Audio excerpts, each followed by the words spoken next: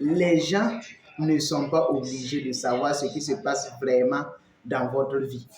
Donc, si vous êtes dans une société dans laquelle vous avez des choix différents, dans laquelle vous voulez faire des choses différentes des autres, dans laquelle vous voulez faire vraiment des trucs encore plus grands, alors que les gens ne se contentent de petits rêves, alors cette vidéo est faite pour vous. Donc, chassez une chose, vous n'êtes vraiment pas obligé de dire aux gens ce qui se passe vraiment dans votre vie. Il faut retenir cela. Oui, parce que plusieurs personnes vivent dans cette situation. Oui, plusieurs personnes vivent dans cette situation. Par exemple, vous faites quelque chose que vous aimez, vous faites quelque chose que vous-même vous voulez, vous faites quelque chose que vous avez choisi même de faire ça à cœur. Et quelqu'un vient vous demander qu'est-ce que vous faites.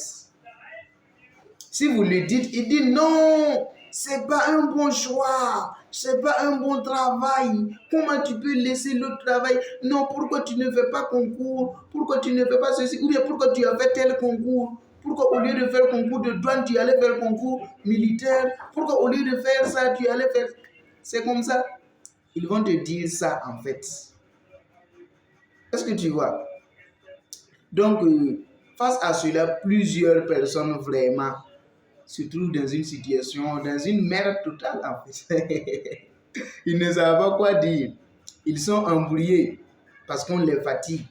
Les gens vont le critiquer. Ceux même qui connaissent là, d'autres même vont savoir, ils vont aller, ils vont demander, d'autres même vont aller les dire, ils vont te convoquer, appeler même par téléphone et puis te dire non, que j'ai entendu que tu as fait telle chose, est-ce que c'est bien tout ça. Donc en fait, tu dois comprendre que toi, tu es un être humain et tu as tes rêves à réaliser. Eux aussi, ils ont leurs rêves à réaliser. Mais les gens n'arrivent pas vraiment à accepter le fait que toi, tu aies d'autres rêves différents. Et c'est à toi d'apprendre à te maîtriser, en fait, en quelque sorte. À te maîtriser en utilisant des stratégies aussi. Voilà, tu dois utiliser des stratégies. Oui. Et la toute première stratégie que moi, je te conseille, c'est de dire ce que les gens veulent entendre. Oui. Par exemple, tu ne fais pas concours et quelqu'un vient te dire, ah, quel concours de cette année-là, ça fait comment? Tu sais que si tu dis que tu n'as pas fait, ça va chauffer. C'est pas ça, non? Tu lui dis, ah oui, moi en tout cas, j'ai déposé concours de ENAREF. Voilà. Et tu, ou bien tu dis que tu as déposé concours de douane. Lui-même dans sa tête là, il va se dire que tu ne peux pas gagner ça.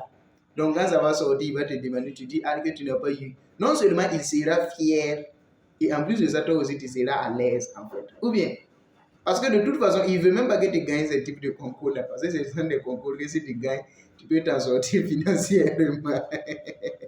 Donc, il ne veut même pas que tu gagnes ça. De toute façon, ceux qui occupent ces postes-là, souvent, sont vraiment mieux rémunérés, en fait.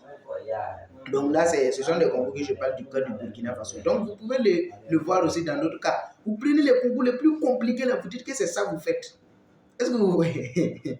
Voilà, pour ceux-là aussi qui ont fait d'autres types de concours, voilà, et qui ont eu, et que peut-être d'autres personnes seront contre. Si tu sais que tu as fait concours de militaire et que les gens sont contre ça, tu leur dis que non, tu as fait concours pour devenir infirmier. Ils seront au moins contents, non? Mais le problème est que toi, tu les mets de côté, en fait, pour avoir même ta propre paix. Ou bien si tu faisais quelque chose, après tu as abandonné. Et quelqu'un te croise et te dit, et les études en SVT, comment ça se passe? Et les études en histoire, tu dis, oui, ça se passe bien. Je suis en 2e année. Est-ce que tu vois? Tu vois, non? Tu dis ça. Si tu veux même, tu te renseignes sur les programmes de 2e année. Si tu te demandes quelque chose, tu dis, ah, on a devoir même le jour qui vient, on a devoir la semaine prochaine. Et puisque tu es là pour ta propre paix, en fait. Oui, c'est vrai que tu sais pas, ça je ne considère pas ça vraiment comme du mensonge, je considère ça comme dire ce que la personne veut entendre. Parce que en fait, ce que j'ai compris c'est quoi? C'est que les gens, ils veulent même pas que tu leur dises la vérité en fait, non. Ils veulent que tu te dises ce qu'eux ils veulent entendre. C'est comme par exemple quelqu'un qui a abandonné ses études. On lui demande, la personne dit j'ai abandonné mes études. Et la personne te demande, mais pourquoi tu as abandonné les études? Ah, pourquoi tu as fait ceci? Pour voir. On t'a dit la vérité et voilà, tu te mets mal à l'aise. Parce que quelqu'un t'a dit la vérité que lui, il a abandonné ses études. Toi, ça te fait mal. Donc, je vous dis que non, l'être humain est comme ça. Et une fois que vous comprenez cela, dites aux gens ce qu'ils veulent entendre. Dites aux gens ce qu'ils veulent entendre, c'est tout. et vous êtes à l'aise. Donc, c'est vraiment une stratégie qui marche, qui va vous permettre de mieux vous en sortir. Et vous devez savoir que, de toute façon, ce n'est même pas obligé aux gens de savoir ce qui se passe dans votre vie. Donc, même si vous leur dites ça, c'est bien en fait, c'est bien fait pour eux. Pourquoi ils veulent découvrir ce qui n'est pas leur problème? De toute façon, en fait, c'est juste des questions qu'ils te posent. C'est comme quand quelqu'un vous croise dans la route et puis il vous dit comment allez-vous. Il s'en fout que vous allez bien ou pas.